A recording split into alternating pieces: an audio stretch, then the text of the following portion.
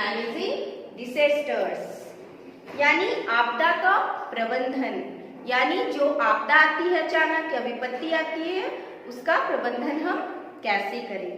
Now children, for this all of you take out page number 133. Okay, on board I had written in short means types of disasters. Now children, see here, disasters divided in two ways: natural disasters and human made disasters. Natural disasters: earthquake, tsunami, flood, drought and cyclone. And human made disasters: fire and epidemics. Okay children, now all of you see in your book. Page number 134.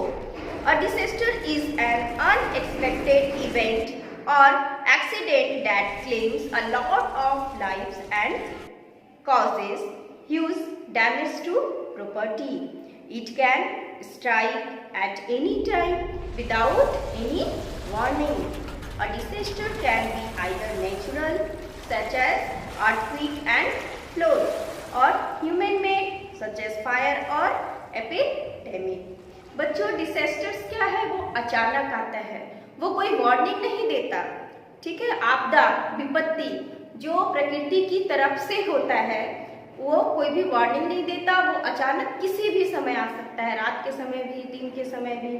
ठीक है, और इससे होता क्या है, इससे बहुत ज़्यादा कभी कभी नुकसान हो जाता है, इससे जीवन का भी नुकसान होता है और इसके साथ साथ जो स्ट्रक्चर्स हम लोग बनाए हैं, बिल्डिंग्स वगैरह, ये तो आप लोग न्यूज़ में भी देखते होंगे कि कहीं पे अगर भूकंप आता है या बाढ़ आता है तो कितने जानें चली जाती हैं, कितनों के घर बह जाते हैं। तो ये सब होता है डिसेस्टर्स से।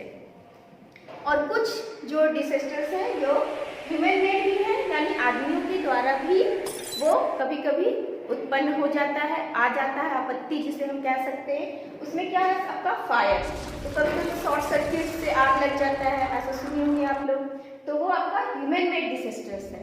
ठीक है, एंड एपिडेमिक मतलब महामारी, जैसे कोई बीमारी फैल जाना, वायरस फैलना। ठीक है, एक वायरस से जैसे अभी हम लोग लड़ रहे हैं, तो ये भी आप क्या कह सकते हैं, ये प्रकृति का तो नहीं है, ये क्या है, ह्यूमन मेड डिसेस्टर है। ठीक है, तो ये एपिडेमिक्स है, मतलब बहुत सारी ऐसी बीमारियां हैं जो छुआछूत से फैलती हैं या गंदगी से फैलती हैं, जिससे आदमियों के द्वारा फैलाया जाता है। तो ये भी एक तरह का क्या डिसेस्टर है, इसलिए बहुत सारे लोग मरते हैं। ठीक है, now come to next topic, natural disasters. A natural disaster is a calamity caused due to the force of nature. Let us read about some of them below.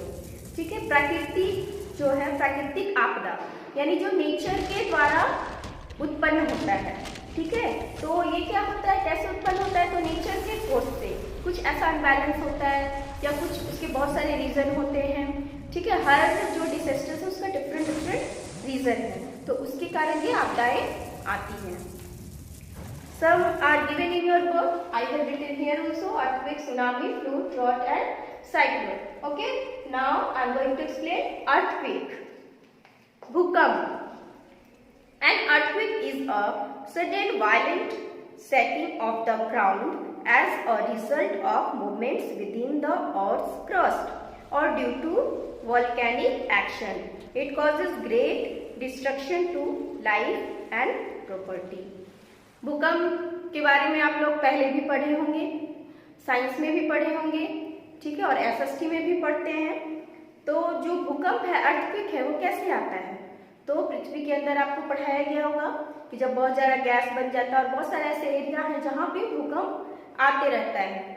ठीक है, तो अर्थक्वेक से क्या होता है, बहुत ज़्यादा वोल्केनोज के बारे में जानते हैं कि क्या होता है, धरती फट जाती है, दरार आ जाता है, वहाँ से गर्म गर्म लावा निकलता है।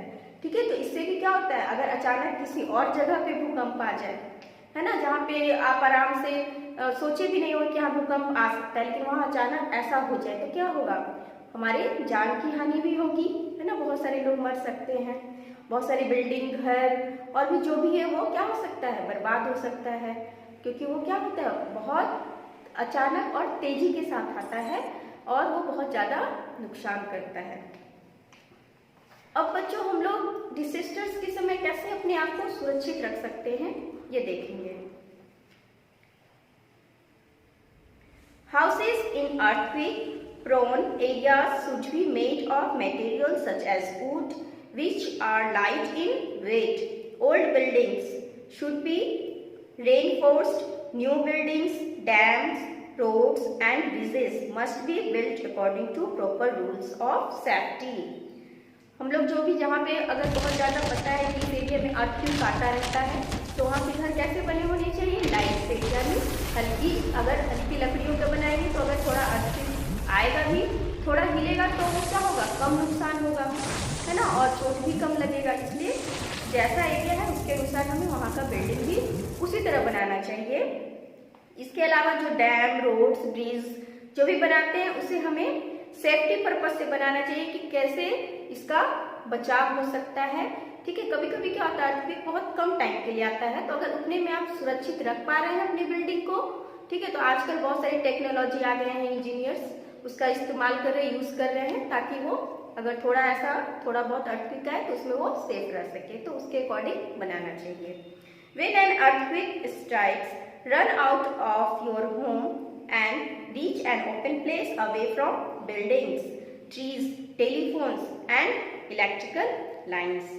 और कभी अचानक ऐसा आपको लगे कि अर्थक्वेक आया तो हमें क्या करना चाहिए, घर से बाहर निकल जाना चाहिए, घर के बाहर की तरफ भागना चाहिए और खुली जगह पे जाना चाहिए, और किसी भी बिल्डिंग, पेड़ या फिर टेलीफोन या इलेक्ट्रिक लाइन के पास नहीं रहना चाहिए, क्योंकि वो क्या हो सकता है, कभी भी गिर सकता है ना। Now next point, if you are trapped inside a house during an earthquake, take shelter under a strong table और bed, remain away from windows, अलमीरा, बीम्स एंड पिलर्स।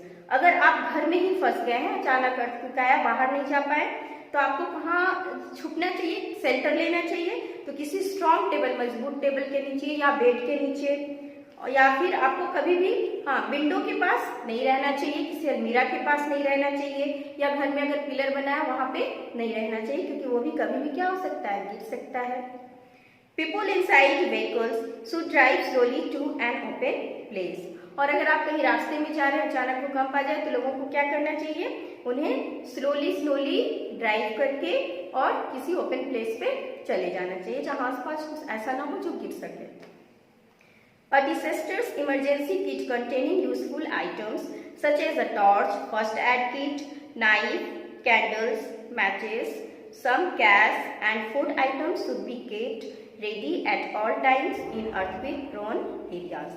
और अगर कुछ ऐसे भाग में आप जहाँ रहते हैं जहाँ हमेशा लगभग भूकंप आते रहता है, ठीक है, कुछ ऐसे एरिया हैं जहाँ भूकंप आते रहता है, तो वहाँ के लोगों को क्या रखना चाहिए, इमरजेंसी किट हमेशा अपने साथ रखना चाहिए। इस किट में क्या क्या है, torch, first aid kit, knife, candle, matches, some cash, food items, ताकि कुछ ऐसा प्रॉब्लम आए तो आप उसका इस्तेमाल कर सकें।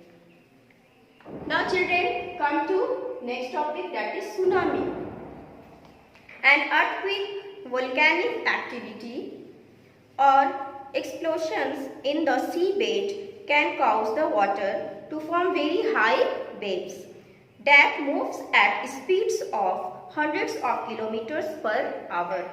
These waves destroy buildings and vegetation when they hit land. This is called a tsunami. Tsunami आप लोग सुने होंगे, क्या होता है, जैसे अभी मैंने आपको अर्थक्वेक समझाया, तो उसमें क्या होता है, लावा निकलता है, धरती फट जाती है, तो जो सुनामी है ऐसा ही कुछ पानी के अंदर होता है, ठीक है। तो वहां पे भी जब ऐसा कुछ होता है तो क्या होता है, पानी बहुत तेजी, बहुत पावर के साथ ऊपर जाता है और आसपास के जितने क्षेत्र हैं उसमें क्या लाता है, तबाही लाता है। यानी पानी का भी फोर्स इतना ज्यादा होता है कि उसमें वो आसपास के क्षेत्र के लोग बह सकते हैं, ठीक है, उनकी जान जा सकती है और जितने बिल्डिंग्स हैं वो भी टूटकर बह जाते हैं। तो ये भी क्या है, ये भी बहुत ज्यादा खतरनाक होता है और ये भी आपका नेचुरल डिजास्टर ही है। Now how to mitigate the disasters? अब डिसेस्टर्स से हम लोग कैसे बचाव कर सकते हैं, क्या क्या सुरक्षा उससे बचने के लिए हम कर सकते हैं। Tsunami warning systems must be installed in coastal areas. Such a system will warn the people living in tsunami-prone areas about the impending disasters so that they can move to higher ground. अब tsunami का जो क्षेत्र है जहाँ पे ऐसा होता है वहाँ पे क्या होना चाहिए, वहाँ पे लोगों को वार्निंग मिलते रहना चाहिए।